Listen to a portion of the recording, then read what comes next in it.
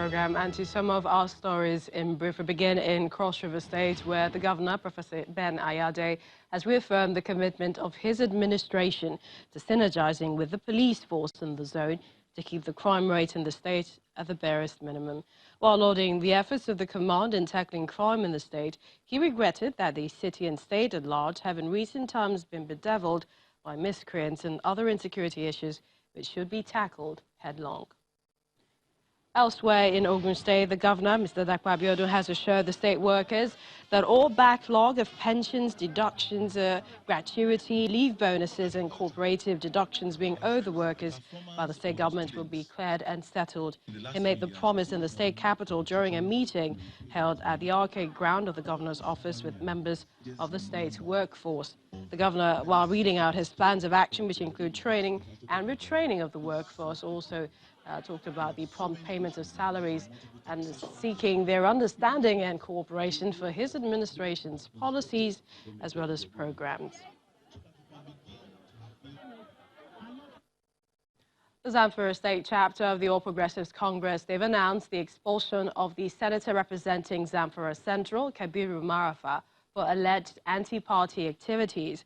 Also expelled is the immediate past deputy governor of the state, Mr. Ibrahim Wakala, and the member representing Kwaran Namoda Benin Magaji, federal constituency in the House of Representatives, Aminu Jaji.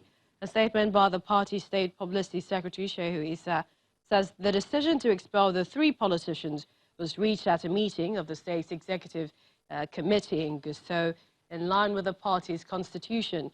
He explains that the provisions of the party's constitution does not give room to appeal against such expulsion until the withdrawal of the court case initiated by the expelled members. The National Secretariat of the APC has distanced itself from the action of the state secretariat. Well, staying with the All Progressives Congress, the APC, they've hit back at its former national chairman, Mr. John Oyegu, on the state of the party. Now, in the party statement by its spokesperson, it says the former national chairman condoned indiscipline and perhaps one of the reasons for the party's troubles. The statement went further to say that immediate past National Working Committee, led by Chief John Adige Oyegu as national chairman, lacked the courage required to confront the pockets of political despots who could not operate by the party rules. The party promises to ensure internal democracy and party discipline ahead of 2023. Now, reacting to the Senator Lawa Shuaibu assertions in the letter written to the national chairman, the party says Senator Shuaibu portrayed the working committee as a bunch of cowards looking for a scapegoat to pass on the blame following undesired results in his home state of Zamfara. The APC spokesperson went further to say that despite some 2019 election losses recorded in some states, that the APC has improved significantly on the results of the 2015 under the leadership of Mr. Shomale. He said the national chairman cannot be blamed for the avoidable losses recorded in some states, as some stakeholders failed to follow the party's directives and ensure internal democracy. He said the next 3 years are very important as the APC, under the leadership of the national chairman, Mr. Adams Shomale, will continue to strengthen compliance with the rules, build support structures for democracy, and ensure discipline for the benefit of all Nigerians.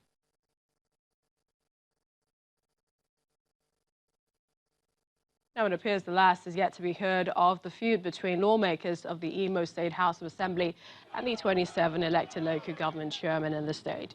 The local government chairman and councillors staged a protest to the State House of Assembly to challenge their indefinite suspension for alleged misappropriation. The protesting local government elected officials say the action of the lawmakers is a breach of the Constitution and that will be challenged in court.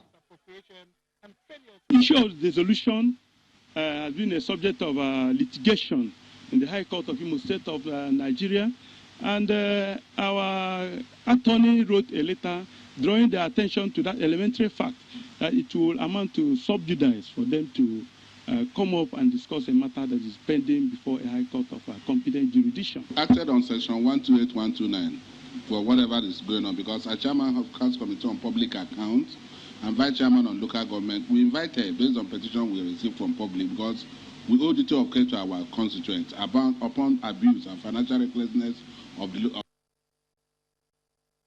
And it's a day after the protest. Let's hear from our correspondent on the ground, Itakpe Kuteye, with some updates on the situations of things in the state. Itakpe. It's no longer news that the Imo State House of Assembly has suspended the 27 local government chairmen, their deputies, and the 645 councillors they were elected last year under the previous administration of former Governor Rochas Okorocha. They are suspending them on alleged gross misconduct and financial misappropriation and failure to appear before it for investigation. The House has also directed that these local government chairmen hand over all the government properties to the Director of Administration and General Services in their various local governments, while also mandating and directing the Commissioner of Police to ensure enforcement and compliance to these directives given by the House of Assembly. Even though these local government chairmen and councillors have vowed to take this matter up in court. The lawmakers are not sitting today because they are attending a retreat for all the incoming lawmakers and a program organized by the Imo State government where the governor, Emeka Iyedia, will be delivering a keynote lecture for these lawmakers.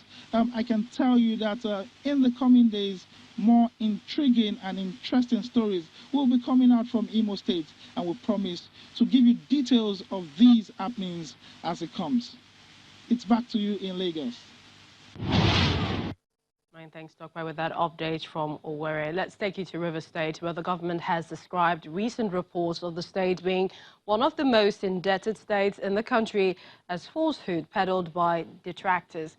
Now, according to the Permanent Secretary of the Ministry of Information, who informed journalists on behalf of the government, he explained that the government is currently not indebted to any bank in the country, insisting that all obligations have been liquidated. The government says, as a matter of deliberate policy, not embark on white elephant projects that could drag the state to indebtedness, urging media houses to always cross-check the facts before publication.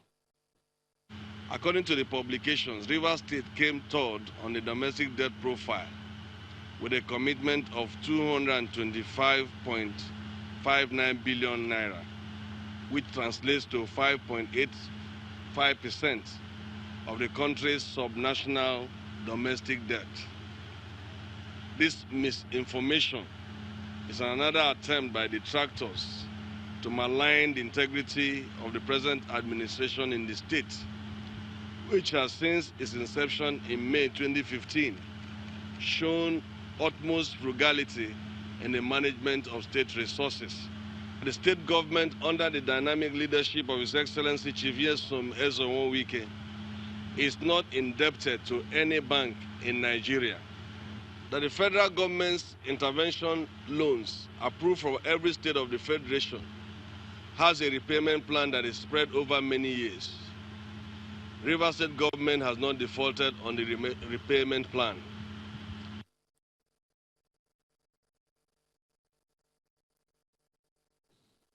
In the meantime, the People's Democratic Party governorship candidate in Kano State, Abba Yusuf, has expressed frustrations at the ongoing governorship election petition tribunal in the state.